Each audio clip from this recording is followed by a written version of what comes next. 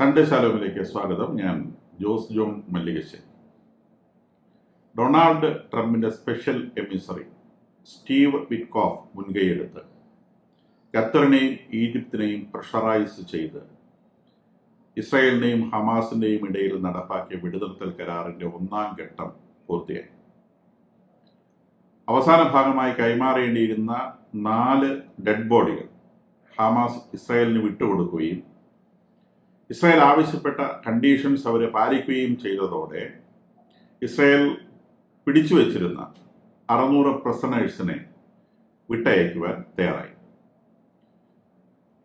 അതിനു മുൻപുണ്ടായിരുന്ന ബന്ദിമോചനത്തിൽ അവരെ ഹമാസ് സ്റ്റേജിൽ വെച്ച് ഷോ നടത്തുകയും ഇസ്രായേലിന്റെ ബന്ദികളെ അപമാനിക്കുകയും ചെയ്തതിന്റെ അടിസ്ഥാനത്തിൽ ഇസ്രായേൽ 600 പ്രിസണേഴ്സിനെ വിട്ടയക്കുന്നതിൽ നിന്ന് പിന്തിരിയുകയാണ് ഉണ്ടായത്. ഇനി അന്തസ്സായി ബന്ദികളെ കൈമാറിയതിനു ശേഷം മാത്രം, മുഴുവൻ ബന്ദികളെയും കൈമാറിയതിനു ശേഷം മാത്രമേ ഇനി പ്രിസണേഴ്സിനെ വിട്ടയക്കുകയുള്ളൂ എന്ന് ഇസ്രായേൽ പ്രഖ്യാപിക്കുകയുണ്ടായി. ഇസ്രായേലിന്റെ ഈ പ്രഖ്യാപനത്തിൽ നിന്ന് ഇസ്രായേലിനെ കുറച്ച് പിന്നോട്ട് വലിക്കുവാൻ സ്റ്റീവ് വിറ്റ്കോഫിന് വളരെയേറെ പ്രയത്നിക്കേണ്ടി വന്നു. അന്തസ്സായുള്ള കൈമാറ്റം ഉറപ്പാക്കാമെന്ന് അദ്ദേഹം ഉറപ്പുകൊടുത്തു. നേരെ മറിച്ച് മുഴുവൻ ബന്ദികളെയും റിലീസ് ചെയ്യുക എന്നുള്ളത് അച്ചീവ് ചെയ്യാൻ സാധിച്ചില്ല. ഒന്നാമത്തെ ഫേസിൽ കൈമാറാം എന്ന് സമ്മതിച്ചിരുന്ന അവസാന ഭാഗത്തുണ്ടായിരുന്ന 4 മൃതശരീരങ്ങൾ അവയാണ് ഇപ്പോൾ കൈമാറിയത്. അത് പ്രത്യേകിച്ച് ഒരു സ്റ്റേജ് ഷോയും ഇല്ലാതെ റെഡ് ക്രോസിന് കൈമാറുകയാണ് ചെയ്തിട്ടുള്ളത്. 80 വയസ്സും 86 വയസ്സും 69 വയസ്സും 50 വയസ്സ് വീതവുമുള്ള 4 പേരുടെ മൃതദേഹങ്ങളാണ് ഇപ്പോൾ കൈമാറിയിട്ടുള്ളത്. ഇവരെല്ലാവരും ആരോഗ്യവാന്മാരായി ഹമാസിന്റെ കയ്യിൽ പിടിയിൽപ്പെട്ടവരാണ്. ഫോറൻസിക് റിപ്പോർട്ട് അനുസരിച്ച് ഇവരെല്ലാവരും കൊല്ലപ്പെട്ടവരാണ്. ബോംബിങ്ങിലല്ല കൊല്ലപ്പെട്ടത്, ഇവരെ വധിച്ചു കളഞ്ഞു എന്നാണ് ഫോറൻസിക് റിപ്പോർട്ടുകൾ സൂചിപ്പിക്കുന്നത്. നേരത്തെ ഹമാസിന്റെ ഭീകരന്മാർ അവരുടെ കയ്യിൽപ്പെട്ട 2 പിഞ്ച് കുഞ്ഞുങ്ങളെ കഴുത്ത് ഞെരിച്ചു കൊന്ന കാര്യം റിപ്പോർട്ട് ചെയ്യപ്പെട്ടു. അപ്പൊ അവരുടെ കസ്റ്റഡിയിൽ വെച്ച് മരിച്ചുപോയ ആളുകളൊക്കെ ഇസ്രായേലിന്റെ ബോംബ് വീണ് മരിച്ചു എന്നാണ് ഹമാസിന്റെ ഭാഷ്യം. ഫോറൻസിക് റിപ്പോർട്ടുകൾ സൂചിപ്പിക്കുന്നത് ഇവരാരും ഇസ്രായേൽ ബോംബിങ്ങിലല്ല മരിച്ചത്, നേരെ മറിച്ച് ഇവരൊക്കെ വധിക്കപ്പെടുകയാണ് ചെയ്തിട്ടുള്ളത് എന്നുള്ളതാണ് ഫോറൻസിക് റിപ്പോർട്ടുകൾ, പോസ്റ്റ്മോർട്ടം റിപ്പോർട്ടിന്റെ ഭാഗമായി നടത്തുന്ന വിശദമായ ഫോറൻസിക് റിപ്പോർട്ടുകൾ സൂചിപ്പിക്കുന്നത്. പീഡിപ്പിച്ച് കൊല്ലുക എന്നൊരു രീതിയാണ് ഈ ബന്ധികളോട് ഹമാസ് പിന്തുടർന്നിരുന്നത് എന്നാണ്. ഒന്നാമത്തെ ഫേസ് പൂർത്തിയായതുകൊണ്ട് തന്നെ ഹമാസ് 2ാം ഫേസിലേക്ക് പോകാൻ തിടുക്കം കൂട്ടുകയാണ്. ഞങ്ങൾ 1ാമത്തെ ഫേസ് തീർത്തു, ഇനി സെക്കൻഡ് ഫേസ് നമുക്ക് തുടങ്ങാം. അതിനിടയിലുള്ള ഹമാസ് അവരുടെ വീരവാദങ്ങൾ മുഴക്കുന്നതിൽ അവർ ഒരിക്കലും പിന്നോട്ട് പോകാറില്ല. ഇസ്രായേൽ വളരെ ടൈറ്റ് ആകുമ്പോൾ അവർ കുറച്ചായി, അതാണ് അവരുടെ രീതി. അപ്പൊ 600 പ്രിസണേഴ്സിനെ പിടിച്ചു വെച്ചുകൊണ്ട് ഇസ്രായേൽ മതി, നമുക്ക് പരിപാടി നിർത്താം എന്ന് പറഞ്ഞപ്പോൾ അവർ പറഞ്ഞു, അതാ പിന്നെ ഇനി ഞങ്ങൾ സ്റ്റേജ് ഷോ ഒന്നും നടത്തുന്നില്ല, ഇനി ഞങ്ങൾ സ്റ്റേജ് ഷോ ഇല്ലാതെ തരാം, നിങ്ങൾ ഈ ബന്ദികളെ തിരിച്ചു തരും. അപ്പൊ അതിനിടയിലൂടെ ഹമാസിന്റെ ഒരാള് അവരുടെ ഒരു വക്താവ് അസോസിയേറ്റ് പ്രസിനോട് പറഞ്ഞു അവരുടെ ലക്ഷ്യങ്ങളെല്ലാം അവർ നേടിക്കഴിഞ്ഞു. അവരുടെ ലക്ഷ്യം ഈ സ്റ്റേജിൽ വെച്ച് ബന്ദികളെ റിലീസ് ചെയ്യുക വഴി അവർക്ക് വലിയ പ്രൊപ്പഗാൻഡ ആവശ്യമുണ്ടായിരുന്നു. ഗാസ പ്രദേശം ഇപ്പോഴും അവരുടെ നിയന്ത്രണത്തിലാണ് എന്ന് അവർക്ക് ലോകത്തെ ബോധ്യപ്പെടുത്തേണ്ടിയിരുന്നു. അപ്പം അത് അവർക്ക് ചെയ്യാൻ സാധിച്ചു. അതുകൊണ്ട് ആ ഭാഗം അവരെ സംബന്ധിച്ച് വലിയ നേട്ടമുണ്ടാക്കാൻ കഴിഞ്ഞു എന്നാണ് അവർ പറയുന്നത്. ആ പറയുന്നതിനകത്ത് കാര്യമുണ്ട്. അവരെ ഉന്മൂലനം ചെയ്തിട്ടില്ല എന്നും ഗാസയിൽ അവരിപ്പോഴും വളരെ ആക്റ്റീവാണ് എന്നും ഗാസയിലെ ജനങ്ങൾ ഇപ്പോഴും അവരുടെ കാഴ്ചപ്പാടിൽ തന്നെയാണ് എന്നും അവർക്ക് തെളിയിക്കാൻ കഴിഞ്ഞു എന്നുള്ളത് വസ്തുതയാണ്. അപ്പൊ ഇതിൽ അവർ ഇസ്രായേലിനെ വിഡ്ഢികളാക്കി എന്നാണ് അവർ അവകാശപ്പെടുന്നത്. വാസ്തവത്തിൽ അവർ വിഡ്ഢികളാക്കിയത് ഇസ്രായേലിനെ അല്ല. ഈ ട്രൂസ്, ഈ വെടിനിർത്തൽ ഇസ്രായേലിന് മേൽ അടിച്ചേൽപ്പിക്കപ്പെട്ടതാണ്. ഇസ്രായേൽ താല്പര്യത്തോടെ ഏറ്റെടുത്ത വെടിനിർത്തലല്ല ഇത്. ഈ വെടിനിർത്തൽ അടിച്ചേൽപ്പിച്ചത് ട്രംപാണ്. അപ്പോൾ വാസ്തവത്തിൽ അവർ വിഡ്ഢികളാക്കിയിട്ടുണ്ടെങ്കിൽ അവർ വിഡ്ഢിയാക്കിയത് ട്രംപിനെയാണ്. അപ്പോൾ ട്രംപിനെ വിഡ്ഢിയാക്കിയെന്ന് അവർ ഓപ്പണായിട്ട് പ്രഖ്യാപിച്ചാൽ ഗാസയിൽ ട്രംപിന്റെ റിസോർട്ട് വരും എന്നുള്ള കാര്യത്തിൽ യാതൊരു സംശയം വേണ്ട. കാരണം അദ്ദേഹത്തിന്റെ സ്വഭാവം ഇപ്പോൾ ഏതായാലും ചിലർക്ക് പിടികിട്ടിക്കാണ്. പണം എന്നതല്ലാതെ അദ്ദേഹത്തിന് വേറെ യാതൊരു താല്പര്യങ്ങളും ഇല്ല. അപ്പൊ ഇവിടെ അദ്ദേഹത്തെ പട്ടം കളിപ്പിച്ചു കഴിഞ്ഞാൽ അദ്ദേഹം തിരിച്ച് ഏത് തരത്തിലാണ് ഇവരെ പട്ടം കളിപ്പിക്കാൻ പോകുന്നത് എന്നുള്ളത് നമുക്ക് കണ്ടു മനസ്സിലാക്കാൻ സാധിക്കും. അപ്പൊ ഈ പട്ടം കളിപ്പിച്ചു എന്നുള്ളതാണ് അവരുടെ ഏറ്റവും പുതിയ അവകാശവാദം. ആ അവകാശവാദം ഒരു പരിധിവരെ വേണമെങ്കിൽ ശരിയാണെന്ന് അംഗീകരിച്ചു കൊടുക്കാം. കാരണം അവരുടെ ഹമാസ് എന്ന് പറയുന്ന ആ ഒരു വിഷവിത്ത് ഗാസ റീജിയനിൽ നിന്ന് അശേഷം ഒഴിഞ്ഞു പോയിട്ടില്ല എന്നും അതുകൊണ്ട് തന്നെ ഗാസ റീജിയനെ ഒരു കാരണവശാലും സ്വതന്ത്രമാക്കാൻ സാധിക്കുകയില്ല എന്നും ലോകത്തോട് അവർ പ്രഖ്യാപിക്കുകയാണ്. കാരണം ഈ നീചജീവികളെ അവിടെ വെച്ചുകൊണ്ട് ഗാസ സ്വതന്ത്രമാക്കണമെന്ന് ലോകത്തിൽ ആർക്കും ആവശ്യപ്പെടാൻ കഴിയില്ല. കാരണം പിഞ്ചു കുഞ്ഞുങ്ങളെ കഴുത്ത് ഞെരിച്ച് കൊല്ലുന്ന, സ്വന്തം കസ്റ്റഡിയിൽ കിട്ടിയ പിഞ്ചു കുഞ്ഞുങ്ങളെ കഴുത്ത് ഞെരിച്ച് കൊല്ലുകയും മറ്റു തരത്തിൽ വൃത്തികെട്ട അതിക്രമങ്ങൾ ശവശരീരങ്ങളോട് കാണിക്കുകയും ചെയ്യുന്ന ഇവരെ വെച്ചുകൊണ്ട് ഗാസ റീജിയൻ ഫ്രീ ആക്കി കഴിഞ്ഞാൽ ഇസ്രായേലിനെന്നല്ല ലോകത്തിൽ ആർക്കും സമാധാനത്തോടെ ജീവിക്കാനാവില്ല എന്നുള്ളത് എല്ലാവർക്കും മനസ്സിലാവുന്ന കാര്യമാണ്. അപ്പൊ ആ ഒരു കാര്യം കൂടി അവരെ ലോകത്തിന് ഡെമോൺസ്ട്രേറ്റ് ചെയ്ത് കൊടുത്തിട്ടുണ്ട് എന്നുള്ളത് അവർ മനസ്സിലാക്കിയിട്ടുണ്ടോ ഇല്ലയോ എന്നറിയാൻ പാടില്ല. അതിനിടയിലൂടെ ഇസ്രായേൽ പറയുന്നുണ്ട് ഫിലാഡൽഫി കോറിഡർ എന്ന് പറയുന്നത് അവർ ഒരു കാരണവശാലും ഒഴിവാക്കി കൊടുക്കില്ല. ഈജിപ്തിൽ നിന്ന് ഗാസയിലേക്ക് കടക്കുന്ന ആ റീജിയൻ ഒരു 14 കിലോമീറ്റർ നീളം വരുന്ന ഒരു സ്ട്രിപ്പ് ഉണ്ട്. ഈജിപ്തും ഗാസ റീജിയനും തമ്മിലുള്ള ബോർഡർ 14 കിലോമീറ്റർ ആണ് അതിന്റെ ലെങ്ത്. ആ റീജിയൻ ഒരു കാരണവശാലും ഇസ്രായേൽ ഒഴിഞ്ഞു കൊടുക്കുകയെന്ന് പറയുന്നത്. ബാക്കി എല്ലാ ബോർഡേഴ്സും ഇസ്രായേലിന്റെ കയ്യിൽ തന്നെയാണ്. ഒരു ഭാഗത്ത് മെഡിറ്ററേനിയൻ സീ ആണ്, ബാക്കിയുള്ളതൊക്കെ ഇസ്രായേലാണ് ബോർഡർ ചെയ്യുന്നത്. ആ ബോർഡറിലെല്ലാം ഇസ്രായേലിന്റെ മിലിറ്ററി ഫോഴ്സ് അവിടെയുണ്ട്. സീ ഗാർഡ് ചെയ്യുന്നത് ഇസ്രായേൽ തന്നെയാണ്. സീയിലേക്ക് പാലസ്തീനുകൾക്ക് പ്രവേശനമില്ല, അത് ഇസ്രായേലാണ് ഗാർഡ് ചെയ്യുക. അപ്പൊ ഇനി ഈ ഈജിപ്തിൽ നിന്നുള്ള ബോർഡറാണ് ഇവർക്ക് ഫ്രീ ആക്സസ് ഉണ്ടായിരുന്ന ബോർഡർ. ആ ഫ്രീ ആക്സസ് ഉള്ള ബോർഡർ ഒരു കാരണവശാലും അവിടുത്തെ ഗാർഡ് ഒഴിവാക്കുന്ന വിഷയമില്ല എന്ന് ഇസ്രായേൽ പറഞ്ഞിട്ടുണ്ട്. അത് സെക്കൻഡ് റൗണ്ട് ഓഫ് ടോക്കിൽ ആണ് അത് ഒഴിവാക്കേണ്ടതായിട്ട് വരിക. ആദ്യമേ ഉള്ള അണ്ടർസ്റ്റാൻഡിംഗ് ആണ്. സെക്കൻഡ് റൗണ്ട് ഓഫ് ടോക്ക് തുടങ്ങുമ്പോൾ അവിടെ നിന്ന് ഇസ്രായേൽ മാറും എന്നുള്ളത് ഒന്നാമത്തെ കണ്ടീഷനുകൾ പെടുന്നതാണ് ഇനി അടുത്ത ലെവൽ ഓഫ് ടോക്കിൽ. ഇപ്പൊ ഇസ്രായേൽ ഓൾറെഡി പ്രഖ്യാപിച്ചു അവിടുന്ന് മാറിയിട്ടുള്ള സംസാരമില്ല എന്ന് പറഞ്ഞാൽ ഈ ട്രൂസ് ടോക്ക് അല്ലെങ്കിൽ ഈ പീസ് ടോക്ക് എത്രത്തോളം മുൻപോട്ട് പോകും എന്ന കാര്യം സംശയമാണ്.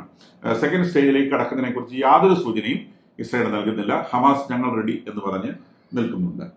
അതിനിടയിലൂടെ റൂബൻ അസാർ എന്ന് പറയുന്ന ഇന്ത്യയിലെ ഇസ്രായേൽ അംബാസഡർ മോഡിയെ കണ്ട് നെതന്യാഹുവിന്റെ ഒരു പ്രത്യേകം നന്ദി പറഞ്ഞിട്ടുണ്ട്. കാരണം 2023 ഒക്ടോബർ 7 ഇസ്രായേൽ ആക്രമിക്കപ്പെട്ടപ്പോൾ, ഇസ്രായേൽ ഇൻവേഡ് ചെയ്യപ്പെട്ടപ്പോൾ ലോകത്തിൽ പാരലൽസ് ഇല്ലാത്ത ഒരു വലിയ ആക്രമണം ഇസ്രായേലിന് മേലെ പാലസ്തീനികൾ അഴിച്ചുവിട്ടപ്പോൾ അതിനോട് ഏറ്റവും ആദ്യം പ്രതികരിച്ചവരുടെ കൂട്ടത്തിൽ നരേന്ദ്രമോദി ഉണ്ടായിരുന്നു എന്ന് അദ്ദേഹത്തെ കണ്ട് പറയുകയും അതിനുള്ള നന്ദി പ്രകടിപ്പിക്കുകയും ചെയ്തിട്ടുണ്ട്.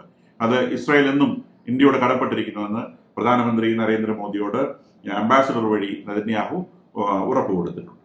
ഇതിനിടയിൽ മൈക്രോസോഫ്റ്റില് ഒരു 4 എഞ്ചിനീയേഴ്സ്, ഹയർ ലെവൽ എഞ്ചിനീയേഴ്സ് ആണ് അവര്. മൈക്രോസോഫ്റ്റ് ആർട്ടിഫിഷ്യൽ ഇന്റലിജൻസ്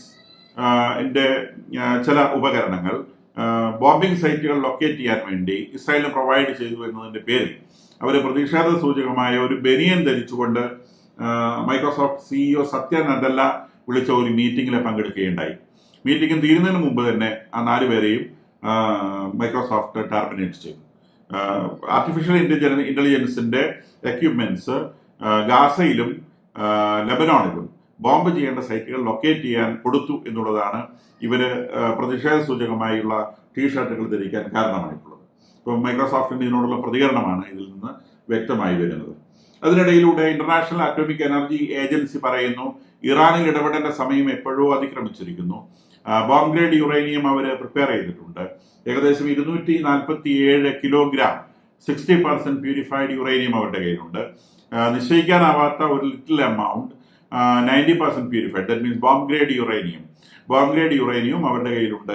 ഏകദേശം 2 മുതൽ 6 വരെ ന്യൂക്ലിയർ വെപ്പൺസ് ഉണ്ടാക്കാൻ സാധിക്കുന്ന യുറേനിയം അവരുടെ കയ്യിലുണ്ട് എന്നാണ് ഇന്റർനാഷണൽ അറ്റോമിക് എനർജി ഏജൻസി പറയുന്നത്. അപ്പം ഇതിന്റെ വെളിച്ചത്തിൽ വേണം കഴിഞ്ഞ ദിവസം റവല്യൂഷണറി ഗാർഡ്സിന്റെ ജനറൽ അവകാശപ്പെട്ടത് അവര് ടെൽ അവീവിനെയും ഹൈഫ എന്ന് പറയുന്ന പട്ടണത്തെയും റേസ് ചെയ്യും ഷേവ് ചെയ്ത് നിൽക്കും എന്നാണ് അവർ പറഞ്ഞത്. വാസ്തവത്തിൽ അവരവിടെ ന്യൂക്ലിയർ വെപ്പൺസ് ഉപയോഗിക്കുമെന്നാണ് പറയാതെ പറഞ്ഞത്. ഇപ്പൊ ഇസ്രായേലില് ടെൽ അവീവിലും ഹൈഫയിലും അവർ അറ്റോമിക് ബോംബുകൾ വർഷിക്കും എന്നാണ് ഈ പ്രഖ്യാപനം വഴി അവർ ഉദ്ദേശിച്ചതെന്ന് നമുക്കിതിന്റെ രണ്ടും കൂടി ചേർത്ത് വായിക്കുമ്പോൾ മനസ്സിലാവും. അപ്പൊ സ്വാഭാവികമായിട്ടും ഇസ്രായേൽ പറഞ്ഞിട്ടുണ്ട് ഒരു സൈനിക ഇടപെടൽ ഉണ്ടാവണ്ട എന്ന് അമേരിക്കയ്ക്ക് താല്പര്യമുണ്ടെങ്കിൽ ഉടനെ ഇറാനെ ഇതിൽ നിന്ന് പിന്തിരിപ്പിച്ചുകൊള്ളുക. അപ്പൊ ഇതില് ഇപ്പൊ പുതിയ വെളിപ്പെടുത്തലുകൾ വരുന്നുണ്ട്. ട്രംപ് അഡ്മിനിസ്ട്രേഷന്റെ കാലത്ത് അതിശക്തമായ സാമ്പത്തിക ഉപരോധം ഏർപ്പെടുത്തിക്കൊണ്ട് ഇറാനെ പെനിലെസ് ആക്കിയിരുന്നു. അപ്പൊ അങ്ങനെ ഇറാന്റെ കയ്യിൽ ഒരു പൈസ പോലും ഇല്ലാതിരുന്ന സമയത്ത് അവർക്ക് ഹെസ്ബുള്ളയെയോ ഹൂത്തികളെയോ ഹമാസിനെയോ ഒന്നും ഫൈനാൻസ് ചെയ്യാൻ സാധിച്ചിരുന്നില്ല. കൂടാതെ അവരുടെ ഈ ന്യൂക്ലിയർ മോഹവും അവർക്ക് പെർസ്യൂ ചെയ്യാൻ കഴിഞ്ഞിരുന്നില്ല. നേരെ മറിച്ച് ബൈഡൻ അഡ്മിനിസ്ട്രേഷന്റെ കാലത്ത് ഈ സാമ്പത്തിക ഉപരോധം ഭാഗികമായി പിൻവലിക്കുകയും ധാരാളം പണം അമേരിക്കയിൽ നിന്ന് ഇറാനിലെത്തുകയും ആ പണം ഉപയോഗിച്ച് അവർ ഈ ഹമാസിനെയും ഹൂത്തികളെയും ഹിസ്ബുള്ളയെയും വളർത്തുകയും കൂടാതെ അവരുടെ ന്യൂക്ലിയർ റിസർച്ച് മുൻപോട്ട് കൊണ്ടുപോവുകയും ചെയ്തു എന്നാണ് പുതിയ വെളിപ്പെടുത്തലുകൾ വരുന്നത്. അപ്പൊ അത് ശരിക്കും ബൈഡൻ അഡ്മിനിസ്ട്രേഷനാണ് ഇസ്രായേലിനെതിരെയുള്ള പല്ലും നഖവും ഇറാന് നൽകിയത് എന്ന് വേണം ഈ പഠനങ്ങളിൽ നിന്ന് നമ്മൾ മനസ്സിലാക്കാൻ. അപ്പൊ ഇതിന്റെ വെളിച്ചത്തിൽ ഇസ്രായേലിന് പ്രത്യേകമായിട്ട് ട്രംപിനോട് ആവശ്യപ്പെട്ടിരിക്കുകയാണ്, ഇതിനൊരു സൊല്യൂഷൻ ഉണ്ടാക്കിയില്ലെങ്കിൽ സൈനിക ഇടപെടൽ ഉറപ്പായിട്ടും ഉണ്ടാവും. കഴിഞ്ഞ ദിവസം ഇസ്രായേൽ പ്രഖ്യാപിച്ചിരുന്നു, ഇറാൻ ആക്രമിക്കും എന്ന് പറഞ്ഞതിന്റെ മറുപടിയായി നിങ്ങൾ ആക്രമിക്കാൻ വരൂ, തിരിച്ചുള്ളത് എന്താണെന്ന് ഞങ്ങൾ കാണിച്ചു തരാം എന്ന് പറഞ്ഞിരുന്നു. അതിനിടയിൽ ഉക്രൈനിൽ പ്രധാനമന്ത്രി സെലൻസ്കി നാളെ ട്രംപിനെ കാണുകയാണ്. വളരെ പ്രധാനപ്പെട്ട വിഷയങ്ങളാണ് ഇതൊക്കെ. കാരണം ഞാൻ കഴിഞ്ഞ വീഡിയോയിൽ പറഞ്ഞിരുന്നു, യു എസ് റഷ്യയെ സുഹൃത്ത് പക്ഷത്ത് കൊണ്ടുവരാനാണ് അമേരിക്ക ശ്രമിക്കുന്നത്. അപ്പൊ അമേരിക്കയുടെ ഏറ്റവും പ്രധാനപ്പെട്ട ഇപ്പോഴത്തെ താല്പര്യമായി നമ്മൾ കാണുന്നത് റഷ്യയെ അമേരിക്കൻ പക്ഷത്തെ കൊണ്ടുവരിക എന്നുള്ളതാണ്.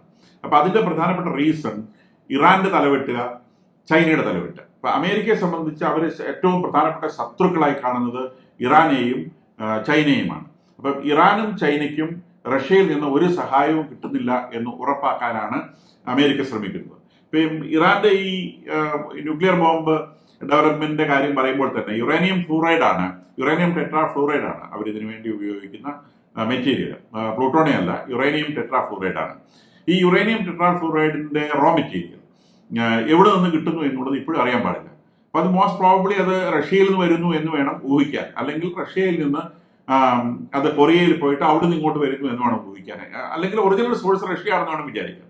അപ്പം അങ്ങനെയുള്ള സഹായങ്ങൾ ഈ ഇറാന് കിട്ടാതിരിക്കുക എന്നുള്ളത്, അതിന്റെ വേര് തന്നെ അറുത്ത് കളയുക എന്നുള്ളതാണ് ട്രംപ് അഡ്മിനിസ്ട്രേഷൻ ലക്ഷ്യം എന്ന് വേണം മനസ്സിലാക്കാൻ. അപ്പം റഷ്യയെ സുഹൃത്ത് പക്ഷത്തേക്ക് കൊണ്ടുവരിക എന്നുള്ള ലക്ഷ്യത്തോടെ മൂവ് ചെയ്യുമ്പോൾ സ്വാഭാവികമായിട്ടും യുക്രൈനും റഷ്യയും തമ്മിലുള്ള യുദ്ധത്തിന് വിരാമം ഇട്ട് കിട്ടുക എന്നുള്ളതാണ് റഷ്യയുടെ ഒന്നാമത്തെ ആവശ്യം. അപ്പൊ സെലൻസ്കി എന്ന് പറയുന്ന സുഹൃത്ത്, അദ്ദേഹത്തിന് രാഷ്ട്രീയ പരിചയം തീരെ കുറവാണ്. യുദ്ധം തുടങ്ങിയത് എവിടെ നിർത്തണം എന്നതിനെ കുറിച്ച് അദ്ദേഹത്തിന് യാതൊരു ധാരണയില്ല. അപ്പൊ ഇപ്പം അവരുടെ 20% ഭൂപ്രദേശം, യുക്രൈന്റെ 20% ഭൂപ്രദേശം റഷ്യയുടെ കയ്യിലെത്തിയിട്ടുണ്ട്. ഇപ്പം യുക്രൈനിൽ നമ്മൾ പത്രങ്ങൾ എന്തൊക്കെ പറഞ്ഞാലും ശരി, റഷ്യ പോലത്തെ ഒരു വലിയ രാജ്യത്തെ തോൽപ്പിക്കാനൊന്നും യുക്രൈനെ കൊണ്ടാവില്ല. അപ്പൊ എവിടെയെങ്കിലും വെച്ച് ഈ യുദ്ധം അവസാനിപ്പിക്കേണ്ടതുണ്ട്. ഈ യൂറോപ്പിന്റെയും അമേരിക്കയുടെയും വലിയ പിൻബലം കൊണ്ടാണ് യുക്രൈൻ ഇങ്ങനെ പിടിച്ചു നിൽക്കാൻ സാധിക്കുന്നത്. അല്ലെങ്കിൽ പണ്ട് റഷ്യനെ ചവിട്ടിപ്പൊരിച്ചു കളഞ്ഞാനെ. അപ്പൊ അമേരിക്ക ഇവിടെ ആയുധങ്ങൾ കൊടുക്കില്ല എന്ന് പറഞ്ഞാൽ പിറ്റേ ദിവസം ഉക്രൈന്റെ കാര്യം കഴിഞ്ഞു. അപ്പൊ ഇതാണ് അമേരിക്ക ചെയ്യുന്നത്. ഉക്രൈനെ ഇതിൽ നിന്ന് ഫോഴ്സിബിൾ ആയിട്ട് ഈ യുദ്ധത്തിൽ ഒരു വെടിനിർത്തലിലേക്ക് അല്ലെങ്കിൽ ഒരു യുദ്ധവിരാമത്തിലേക്ക് എത്തിക്കാൻ വേണ്ടി, നെഗോസിയേഷൻ ടേബിളിലേക്ക് കൊണ്ടുവരാൻ വേണ്ടി ട്രംപ് പറയുന്നത് ഇനി ഞങ്ങൾ സഹായിക്കില്ല. അപ്പൊ ആ കൂട്ടത്തിൽ തന്നെ ട്രംപിന് ബിസിനസ് ഇൻട്രസ്റ്റുകളുണ്ട്. അവരുടെ രാജ്യത്തെ ഇന്ന് മുടക്കിയ ഒരുപാട് ഈ യുദ്ധത്തിന് വേണ്ടി ചെലവാക്കിയ ഒരുപാട് പൈസ ഉണ്ട്. ആ പൈസ മുഴുവൻ അവർക്ക് തിരിച്ചു കിട്ടേണ്ടതുണ്ട് എന്നാണ് ട്രംപ് പറയുന്നത്. അപ്പൊ അതിനുവേണ്ടി ഉക്രൈനിലെ ധാതുക്കൾ ഖനനം ചെയ്യുവാൻ അനുവദിക്കണം എന്നുള്ളതായിരുന്നു ട്രംപിന്റെ ഡിമാൻഡ്. ഇപ്പൊ സെലൻസ്കി പറഞ്ഞു, ഞങ്ങൾ നിങ്ങളോട് കടം വാങ്ങിയിട്ടൊന്നുമില്ലല്ലോ, അതുകൊണ്ട് തരില്ല എന്നായിരുന്നു സെലൻസ്കിയുടെ ആദ്യത്തെ മറുപടി. അപ്പൊ ട്രംപ് പറഞ്ഞു, അങ്ങനെയാണ് ശരി, നാളെ മുതൽ ആയുധമില്ല എന്ന് പറഞ്ഞു. അത് മാത്രമല്ല, നിങ്ങൾ യുദ്ധമൊക്കെ നിർത്തി വീട്ടിൽ പോയിരിക്കുമെന്ന് പറഞ്ഞു. അപ്പൊ സെലൻസ്കി പറഞ്ഞു, ഓക്കെ, നിങ്ങൾ വേണമെങ്കിൽ ഞങ്ങളുടെ മിനറൽസ് എടുത്തോളൂ, ഞങ്ങളെ യുദ്ധം തുടരാൻ സമ്മതിക്കണം, കൂടാതെ ആയുധങ്ങൾ നൽകണം എന്നാണ് പറയുന്നത്. അപ്പൊ യുദ്ധം തുടരുന്നതിന്റെ ഉദ്ദേശം എന്താണ്? അത് അദ്ദേഹം പറയുന്നില്ല. എന്തിനാണ് യുദ്ധം തുടരുന്നത്? ഈ നഷ്ടപ്പെട്ട പ്രദേശങ്ങൾ വീണ്ടെടുക്കാനാണെങ്കിൽ അതിനുള്ള ശേഷി യുക്രൈനില്ല. ഇനി അതിഭീകരമായ ആയുധങ്ങൾ, ന്യൂക്ലിയർ ബോംബ് പോലത്തെ ആയുധങ്ങളൊന്നും ഇതിനകത്ത് ഉപയോഗിക്കാൻ പറ്റത്തില്ല. അങ്ങനത്തെ റഷ്യക്കിട്ട് പ്രയോഗിച്ചാൽ അവരുടെ 10 ഇരട്ടി ശക്തിയുള്ള സാധനമുണ്ട്. അപ്പൊ ഇത് എവിടെയും കൊണ്ടുവച്ച് അവസാനിപ്പിക്കണം. ഇത് എവിടെ അവസാനിപ്പിക്കണം എന്നുള്ളത് അറിയാൻ മാത്രമുള്ള ഒരു രാഷ്ട്രീയ പരിചയം, രാഷ്ട്രതന്ത്രജ്ഞത സെലൻസ്കിക്കില്ല എന്നുള്ളത് ലോകം മുഴുവൻ അംഗീകരിക്കുന്ന വസ്തുതയാണ്, യൂറോപ്പിനെ അറിയുന്ന വസ്തുതയാണ്. പക്ഷെ യൂറോപ്പിനെ സംബന്ധിച്ച് അവരുടേതായ താല്പര്യങ്ങളുണ്ട്. അപ്പൊ അവർ കുറേയൊക്കെ ഉക്രൈനെ ഇതിനെ കരുവാക്കുകയാണ്. അതും ട്രംപിന് മനസ്സിലാവുന്നുണ്ട്. അതുകൊണ്ട് ട്രംപ് പറയുന്നു, ഇനിയുള്ള സഹായമൊക്കെ യൂറോപ്യന്മാർ ചെയ്താൽ മതി, ഞങ്ങൾക്കൊന്നും പറ്റിയല്ല. അപ്പൊ യൂറോപ്പിന് ഒന്നും അതിന് മാത്രമുള്ള സാമ്പത്തിക ഭദ്രതയില്ല. ഒരു യുദ്ധം എന്ന് പറയുന്ന ചില്ലറ കാര്യമല്ല. ദിവസവും മില്യൺസും ട്രില്യൺസും ഡോളേഴ്സാണ് കത്തി വീഴുക. അപ്പൊ അത് താങ്ങുക എന്നുള്ളത് സാധ്യമല്ലാത്ത ഒരു സാഹചര്യത്തിൽ ഈ യുദ്ധത്തിനൊരു വിരാമം ഉണ്ടാവണം. അപ്പൊ നെഗോഷിയേഷൻ ടേബിളിലേക്ക് പോകുന്നതിന് നിർബന്ധിക്കപ്പെടുന്ന ഉക്രൈൻ എന്തെങ്കിലും നിവൃത്തിയുണ്ടോ എന്ന് നോക്കി സെലൻസ്കി നാളെ ട്രംപിനെ കാണുന്നുണ്ട്. അതിന് മുൻപ് തന്നെ ഇമാനുവൽ മാക്രോൺ ട്രംപിനെ കണ്ടിരുന്നു. അപ്പൊ അദ്ദേഹം പറഞ്ഞത് റഷ്യയെ വിശ്വസിക്കരുത് എന്നൊരു വാണിംഗ് ആണ് മാക്രോണിന് ട്രംപിന് കൊടുക്കാറുണ്ടായിരുന്നത്. വാക്ക് മാറ്റുന്നതിൽ യാതൊരു മയവും കാണിക്കുന്ന ആളല്ല റഷ്യ എന്നാണ് മാക്രോൺ പറയുന്നത്. അദ്ദേഹത്തിന്റെ അനുഭവമാണെന്ന് അദ്ദേഹം പറയുന്നു. അപ്പൊ അത് മുന്നോട്ട് പോട്ടെ.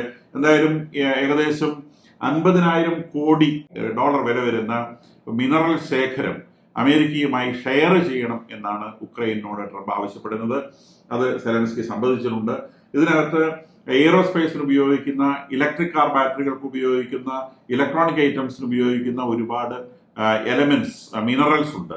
അപ്പൊ അതാണ് പ്രധാനമായിട്ടും റയർ എർത്ത് എന്ന് പറയുന്ന കാറ്റഗറിയിൽ പെടുന്ന യൂറോപ്യം. അത് ഈ ന്യൂക്ലിയർ പ്ലാന്റുകളിലൊക്കെ കൺട്രോൾ റോഡ്സ് ഉണ്ടാക്കാൻ വേണ്ടി ന്യൂക്ലിയർ പവർ ഉണ്ടാക്കുന്ന സ്റ്റേഷൻസിൽ nuclear reaction out of control ആയി പോവാതെ ഉപയോഗിക്കുന്ന കൺട്രോൾ റോഡ് എന്ന് പറയുന്ന ഒരു സാധനമുണ്ട്. എക്സസ് ന്യൂട്രോണിനെ അബ്സോർബ് ചെയ്യുന്ന ഒരു സാധനം, അത് ഉണ്ടാക്കാൻ വേണ്ടി ഉപയോഗിക്കുന്ന യൂറോപ്യം.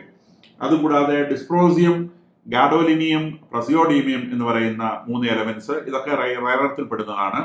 അത് ഈ മൊബൈൽ ഫോണിനകത്ത് ഒരു മാഗ്നറ്റ് ഉണ്ട്, ആ മാഗ്നറ്റ് ഉണ്ടാക്കാൻ വേണ്ടി ഉപയോഗിക്കുന്ന സാധനമാണ്. കൂടാതെ വീണ്ടും ഗാഡോലിനിയം, അതിന്റെ കൂടെ ഹോൾമിയം, ഇറ്റാർബിയം എന്ന് പറയുന്ന വീണ്ടും റയർ എർത്ത് എലമെന്റ്സ് ആണ്. ഇത് ലേസറുകൾ ഉണ്ടാക്കാൻ വേണ്ടി, വിവിധ തരത്തിൽപ്പെട്ട ലേസർ, പ്രത്യേകിച്ചും ഇൻഫ്രാറെഡ് ലേസേഴ്സ് ഒക്കെ, അത് വെപ്പണറിയിൽ വളരെ ഇമ്പോർട്ടന്റ് ആണ്, ഉണ്ടാക്കാൻ വേണ്ടി ഉപയോഗിക്കുന്ന എലമെന്റ്സ് ആണ്. അപ്പം ഇത്തരം എലമെന്റ്സ് ആണ് പ്രധാനമായിട്ടും അമേരിക്കയുടെ താല്പര്യമുള്ളത്. കൂടാതെ ഈ റയർ എർത്തിൽ പെടാത്ത കോബാൾട്ട്, കോപ്പർ, ലിത്തിയം, നിക്കൽ, ഈ എലമെന്റ്സ് ഏറ്റവും പ്രധാനമായിട്ട് വിവിധതരം ബാറ്ററികൾ, മൊബൈൽ ഫോൺ ബാറ്ററി ആയിക്കൊള്ളട്ടെ, കാർ ബാറ്ററി ആയിക്കൊള്ളട്ടെ, ഇനി എയറിൽ നിന്ന് ഇലക്ട്രിസിറ്റി ഉൽപ്പാദിപ്പിക്കാൻ വേണ്ടി ഉപയോഗിക്കുന്ന ഡിവൈസുകൾ ഉപയോഗിക്കുന്ന ബാറ്ററി ആവട്ടെ, ഇതിലൊക്കെ ഉപയോഗിക്കുന്ന എലമെന്റ്സ് ആണ് cobalt, lithium, nickel. In addition to that copper is the best conductor, നമുക്ക് എല്ലാവർക്കും അറിയുന്നതാണ്. അപ്പം ഇതിന്റെയൊക്കെ വ്യാപകമായ ശേഖരം യുക്രൈനിലുണ്ട്. അത് അമേരിക്കയുമായിട്ട് ഷെയർ ചെയ്യണമെന്നുള്ളതാണ് ട്രംപിന്റെ നിലപാട്. അവർ മുടക്കിയ പൈസ അവർക്ക് തിരിച്ചു കിട്ടണം. അപ്പം അതിന് പകരമായിട്ട് യുക്രൈന് അവരാവശ്യപ്പെടുന്ന സഹായങ്ങൾ ചെയ്യും. അപ്പൊ ട്രംപിന്റെ ഇപ്പോഴത്തെ പ്രധാനപ്പെട്ട ഓഫർ, നാറ്റോയിൽ ചേരാമെന്ന് ഉക്രൈൻ വിചാരിക്കേണ്ട. അത് പറയുന്നതോടെ റഷ്യയുടെ പ്രശ്നം പ്രധാനമായിട്ട് ചേരും. കാരണം യുക്രൈൻ നാറ്റോയിൽ ചേരുന്നു എന്ന് പറയുന്നതിന്റെ പേരാണ് യുദ്ധം തുടങ്ങുന്നത്. പകരമായി ട്രംപിന് വെക്കാനുള്ള ഓഫർ, റഷ്യയുടെ കയ്യിൽപ്പെട്ട ഭൂപ്രദേശങ്ങൾ തിരിച്ചു വാങ്ങി കൊടുക്കാം. അത് വലിയൊരു ഓഫറാണ്. കാരണം ഈ യുദ്ധത്തിന് മുമ്പ് 2014 യുദ്ധത്തിലാണ് ക്രീമിയ എന്ന് പറയുന്ന ഉക്രൈന്റെ ഭാഗം റഷ്യ പിടിച്ചെടുത്തത്. ഈ ക്രീമിയ വിട്ടുകൊടുക്കാന്ന് പറഞ്ഞാൽ റഷ്യക്ക് ഭയങ്കര സങ്കടം ഉണ്ടാക്കുന്ന കാര്യമാണ്. കാരണം അവർക്ക് ഈ കാര്യം പറഞ്ഞാൽ ഒരുപാട് കടൽ അതിർത്തി ഉണ്ടെങ്കിലും ഈ ഐസ് വീഴുന്ന കാലത്ത് അവർക്ക് ഓപ്പറേറ്റ് ചെയ്യാൻ പറ്റുന്ന പോർട്ടുകളിൽ എല്ലാ സ്ഥലത്തും മൊത്തം ഐസായിരിക്കും. അപ്പൊ അങ്ങനെ ഒരു ഹോട്ട് വാട്ടർ പോർട്ട് അവർക്ക് ആവശ്യമുണ്ട്. അപ്പൊ ആ ഹോട്ട് വാട്ടർ പോർട്ടായിട്ട് അവര് പിടിച്ചെടുത്തതാണ് ക്രീമിയ. ക്രീമിയ അവരുടെ വലിയ ലക്ഷ്യമായിരുന്നു. അത് ഉക്രൈനോടുള്ള ദേഷ്യം കൊണ്ടല്ല. ഈ ക്രീമിയ എന്ന് പറഞ്ഞ പോർട്ട് ഉണ്ടെങ്കിൽ അവർക്ക് റൗണ്ട് ഇയർ ഉപയോഗിക്കാൻ സാധിക്കും. അതൊരു ഹോട്ട് വാട്ടർ പോർട്ടാണ്. അവിടെ ഒരിക്കലും ഐസ് ശല്യം ചെയ്യില്ല. ക്രീമിയ അടക്കം വിട്ടുകൊടുക്കാവുന്ന ഒരു ഓഫറാണ് ട്രംപ് വെക്കുന്നത്. റഷ്യ അത് പറ്റിയാലെന്ന് പറഞ്ഞിട്ടുണ്ട്. എങ്കിൽ പോലും ട്രംപിന് അവരെ പ്രഷറൈസ് ചെയ്യാൻ കഴിയും എന്നാണ് വിചാരിക്കുന്നത്. അപ്പൊ ഇതെല്ലാം ഇന്റർ റിലേറ്റഡ് ആണ്. ഈ ഹമാസിന്റെ പ്രശ്നം, ഇസ്രായേലിന്റെ പ്രശ്നം, ഇറാന്റെ പ്രശ്നം, യുക്രൈന്റെ പ്രശ്നം, റഷ്യയുടെ പ്രശ്നം, ഇതെല്ലാം ഇന്റർ റിലേറ്റഡ് ആണ്.